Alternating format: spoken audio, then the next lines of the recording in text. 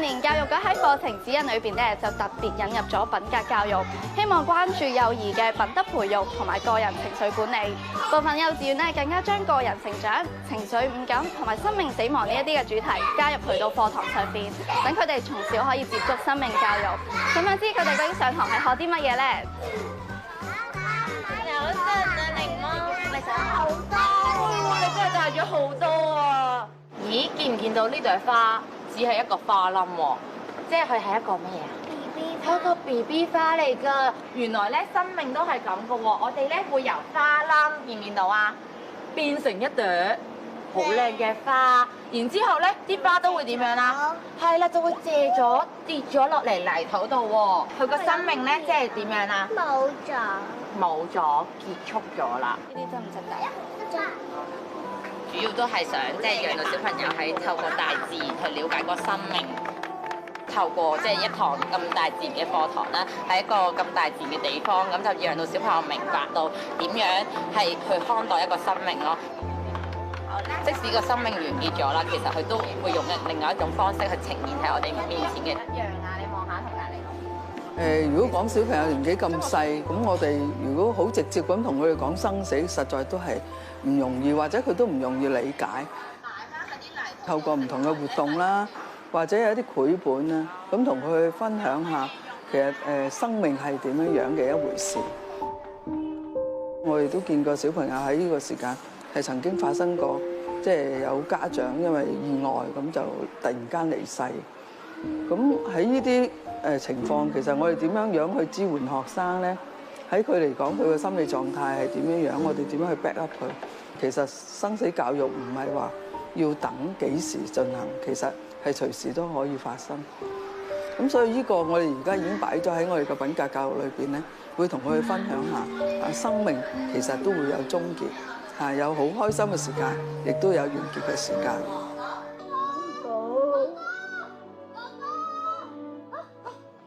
想透過電影啦，帶俾佢哋認識下啊，原來咧我哋會遇到好多唔同嘅困難啦，亦都會遇到可能咧有生或者死嘅。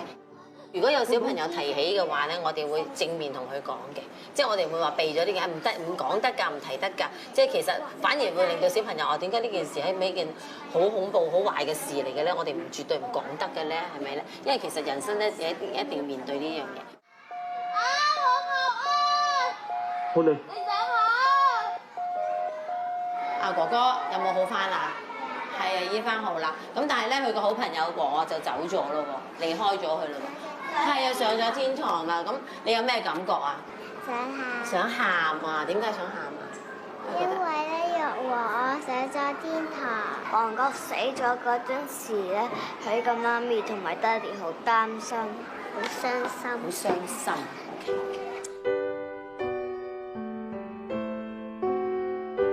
除咗學校嘅正規課程，坊間都開始有組織舉辦生死教育親子工作坊。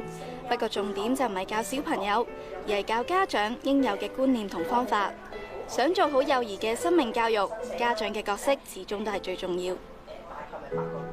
咁我想睇下你參加完講座之後，可唔可以點樣教佢？有一啲嘢係真係會慢慢唔見咗嘅，應該去點樣去釋懷？我哋就其實平時同佢哋睇書咧，少啲接觸到生同死嘅話題嘅，想學多少少，咁啊帶翻屋企，慢慢一步一步教識佢哋。我爸爸過身嘅時候，其實我就患咗 depression。係啊，咁我諗都係想嚟呢一度去學一學下，唔係淨係小朋友，我諗大人都要去學點樣去睇死亡。同小朋友講生死，唔係下下咧就淨係講死，而係咧講緊咧生命咧嗰個重要性喺邊度。咁有時候咧，你睇到咧前面嘅鋪排咧，都係講緊咧一個小朋友嘅出生。跟住咧，佢嘅成長，佢會經歷啲乜嘢？去追尋夢想啦。佢講到最後咧，先至咧係兩腳一伸嘅啫。咁人死咗之後會變成啲乜嘢㗎？啊，有好多想像嘅空間嘅。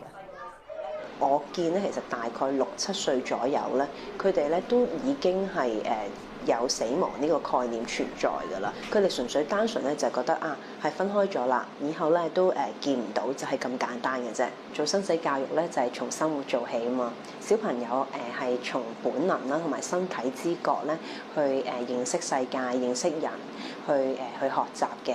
即係你同佢行下山、去下公園，欣賞下即係花開花落。